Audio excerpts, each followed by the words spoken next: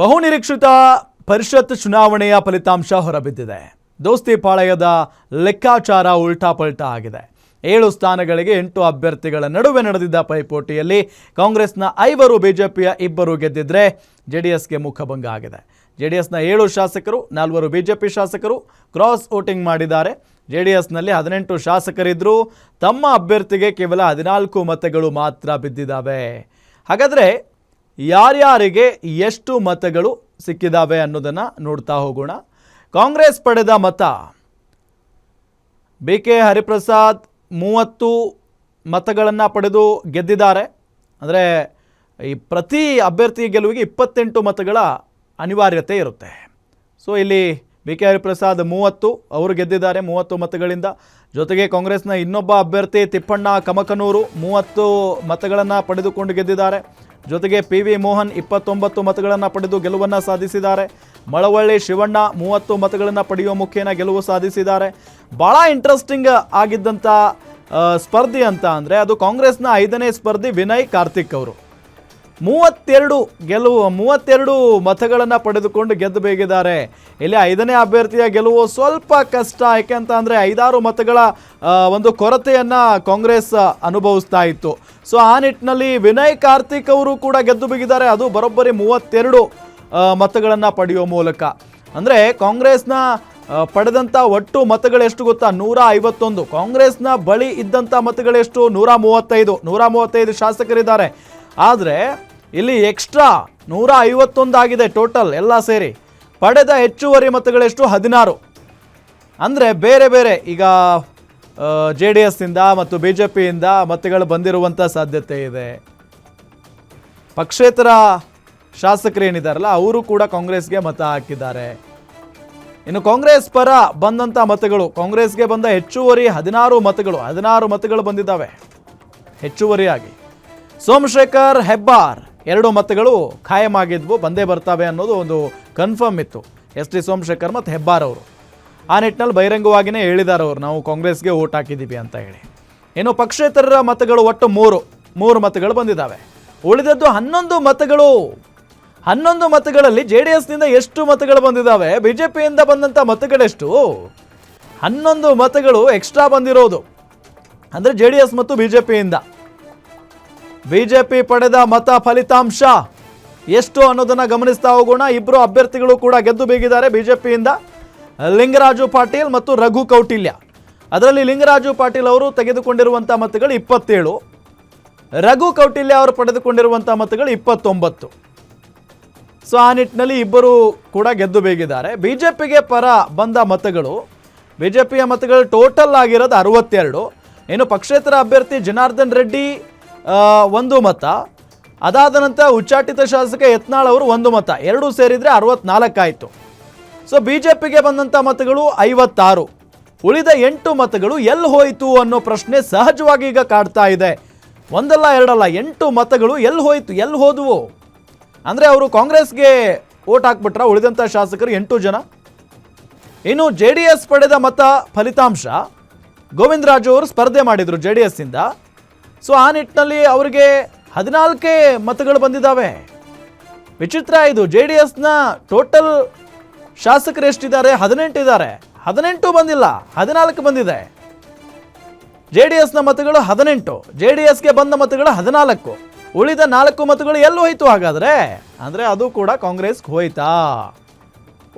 ಹೋಗಿದ್ದೆ ಅಂತಲೇ ಹೇಳ್ಬೋದು. ಈಗ ದೋಸ್ತಿಗೆ ಕ್ರಾಸ್ ವೋಟಿಂಗ್ ಶಾಕ್ ಆಗಿದೆ. ತಮ್ಮ ಶಾಸಕರುಗಳೇ ತಮ್ಮ ಎದುರಾಳಿಗೆ ವೋಟ್ ಹಾಕಿದ್ದಾರೆ, ಕಾಂಗ್ರೆಸ್ಗೆ ವೋಟ್ ಹಾಕಿದ್ದಾರೆ. ಪರಿಷತ್ ಎಲೆಕ್ಷನ್ನಲ್ಲಿ 11 ಶಾಸಕರ ಕ್ರಾಸ್ ವೋಟಿಂಗ್ ಆಗಿದೆ. JDSನಿಂದ 7 ಶಾಸಕರಿಂದ ಅಡ್ಡ ಮತದಾನ ಆಗಿದೆ. BJPಯಿಂದ 4 ಶಾಸಕರು ಕ್ರಾಸ್ ವೋಟಿಂಗ್ ಮಾಡಿದ್ದಾರೆ. BJP ಪಕ್ಷಕ್ಕೆ ಬಂದಿದ್ದು 56 ಮತಗಳು ಮಾತ್ರ. BJPಯಿಂದ ಕೈ ಜಾರಿದ ಒಟ್ಟು 8 ಮತಗಳು ಕೈ ಜಾರಿದಾವೆ BJPಯಿಂದ. JDSನ 18 ಶಾಸಕರ ಪೈಕಿ ಬಿದ್ದಿದ್ದು 14 ಮತಗಳು JDS ಅಭ್ಯರ್ಥಿಗೆ. ಇನ್ನು 4 ಮತಗಳು ಹೋಗಿದ್ದಾವೆ, ಕೈ ಜಾರಿದಾವೆ ಅಂತ ಅರ್ಥ. ಇನ್ನು ಮೇಲ್ಮನೆ ಮೇಲಾಟ, ಒಟ್ಟು ಮತಗಳು 222. ಅಸಿಂಧು ಅದರಲ್ಲಿ 1. ಕಾಂಗ್ರೆಸ್ನ ಪರ 151 ಬಂದಿರೋದು ಮತಗಳು. BJP ಪರವಾಗಿ 56 ಮತಗಳು ಬಂದಿದ್ದಾವೆ. JDSನ ಪರವಾಗಿ 14 ಮತಗಳು ಬಂದಿದ್ದಾವೆ. ಅಂದರೆ ಟೋಟಲ್ ಆಗಿ ಹೇಳಬೇಕು ಅಂತ ಅಂದರೆ ಇಲ್ಲಿ ಕುಮಾರಸ್ವಾಮಿ ಅವರ ವಿರುದ್ಧ CM DK ಶಿವಕುಮಾರ್ ಅವರು ಪರಿಷತ್ ಚುನಾವಣೆಯಲ್ಲಿ ಗೆದ್ದು ಬೀಗಿದ್ದಾರೆ. ಈ ಮುಖೇನ ಮತ್ತೊಮ್ಮೆ DK ಶಿವಕುಮಾರ್ ಅವರು ಸಾಬೀತು ಮಾಡಿದ್ದಾರೆ, ನಾನು ಚುನಾವಣಾ ಚಾಣಕ್ಯ, ರಾಜಕಾರಣದ ಚಾಣಕ್ಯ ಅಂತ ಹೇಳಿ. ಯಾಕೆ ಅಂತ ಅಂದರೆ BJPಯವರು ಕೂಡ ಅಡ್ಡ ಮತದಾನ ಮಾಡಿದ್ದಾರೆ, ಶಿಸ್ತಿನ ಪಕ್ಷ BJPಯವರು. ಸೊ ಹಾಗಾಗಿ BJPಯವರು ಇದ್ರ ಬಗ್ಗೆ ತುರ್ತಾಗಿ ಒಂದು ಮೀಟಿಂಗ್ ಕರೆದಿದ್ದಾರೆ. ಅಲ್ಲೂ ಕೂಡ ಇದರ ಬಗ್ಗೆ ಇವತ್ತು ಬಿಸಿ ಮುಟ್ಟಿಸುವಂಥ ಕೆಲಸ ಆಗಿರುತ್ತೆ. ಯಾರ್ಯಾರು ಅಡ್ಡ ಮತದಾನ ಮಾಡಿದ್ದಾರೆ ಅನ್ನೋದರ ಬಗ್ಗೆಯೂ ಕೂಡ ಒಂದು ಕಂಡು ಹಿಡಿಯುವಂಥ ಕೆಲಸವನ್ನು BJPಯವರು ಮಾಡೇ ಮಾಡ್ತಾರೆ. ಬಟ್ JDSನಲ್ಲಿ ಹೆಂಗಾಗುತ್ತೆ? ಈಗ JDSನವರು ಎಷ್ಟು ಜನ ಅಡ್ಡ ಮತದಾನ ಮಾಡಿದ್ದಾರೆ ಅನ್ನೋದ್ರ ಬಗ್ಗೆ ಆಗಲೇಬೇಕಲ್ಲ ಚರ್ಚೆ.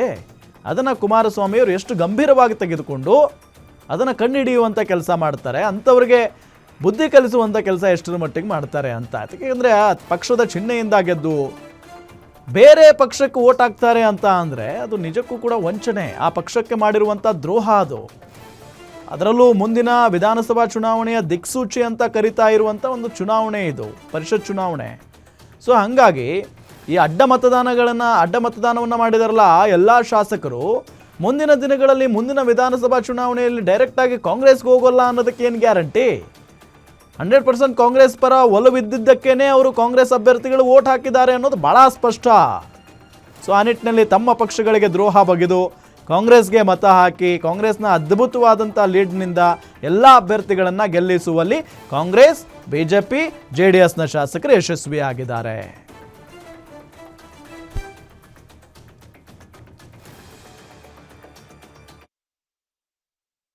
ರಾಜ್ಯದ ಜನತೆಯ ಹಿತಕ್ಕೋಸ್ಕರ ಯಾವ ಹೆಜ್ಜೆಯಲ್ಲಿ ನಾವು ಮುಂದಕ್ಕೆ ಹೋಗ್ತಾ ಇದ್ದೀವಿ, ನೀವು ಮುಂದುವರಿರಿ, ನಾವು ನಿಮ್ಮ ಜೊತೆ ಇದ್ದೇವೆ ಅಂತ ಹೇಳಿ ಎಲ್ಲ ಶಾಸಕರು ಕೂಡ ಇವತ್ತು ಅವರ ವಿಶ್ವಾಸವನ್ನು ವ್ಯಕ್ತಪಡಿಸಿದ್ದಾರೆ. ಯಾರು ಪಕ್ಷ ಭೇದ ಮರೆತು ನಮಗೆ ಬೆಂಬಲವಾಗಿ ನಿಂತಿದ್ದಾರೆ, ಜೊತೆಗೆ ನಮ್ಮೆಲ್ಲ ಶಾಸಕರು ಕೂಡ ಒಗ್ಗಟ್ಟಿನಿಂದ ಈಗಾಗಲೇ ನಮ್ಮ ಸದಸ್ಯರು ಸಂಖ್ಯೆಯನ್ನು ಈಗಾಗಲೇ ನಮ್ಮ 2 ಇಂಡಿಪೆಂಡೆಂಟ್ಸು ನಮ್ಮ ಜೊತೆ ಗುರುತಿಸಿಕೊಂಡಿದ್ರು, ಒಬ್ಬರು ನಮ್ಮ ಸಹಮತದಿಂದ ಉಳ್ಕೊಂಡಿದ್ರು, ನಮ್ಮ ಅಲೈನ್ಸ್ ಪಾರ್ಟ್ನರು ನಮ್ಮ ರೈಸಂಗರು. ಅದಲ್ಲದೆ ನಮ್ಮ ನಂಬರು ಏನಿತ್ತು ಇಬ್ಬರು ಇವತ್ತಿಲ್ಲ ನಮ್ಮ ಜೊತೆ, ಆ ನಂಬರನ್ನು ಈಗಾಗಲೇ ವ್ಯಕ್ತಪಡಿಸಿದ್ದಾರೆ. ಮಿಕ್ಕಿದ್ದೇನು ನಮಗೆ ಬೇರೆ ಬೇರೆ ಪಕ್ಷದವರು ಯಾರು ಕೊಟ್ಟಿದ್ದಾರೆ ಅಂತ ನಂಬರ್ ಕಾಣ್ತಾ ಇದೆ, ಅವರ ವಿಶ್ವಾಸಕ್ಕೆ ನಾನು ಮತ್ತು ರಾಜ್ಯದ ಜನತೆ ಪರವಾಗಿ ನೀವೇನು ವಿಶ್ವಾಸವನ್ನು ನನ್ನ ಮೇಲೆ ಇಟ್ಟಿದ್ದೀರಿ ಅದನ್ನು ಮುಂದುವರಿಸಿಕೊಂಡು ಇದು ಜನರ ಹಿತಕ್ಕೋಸ್ಕರ ಇರುವಂಥ ಸರ್ಕಾರ.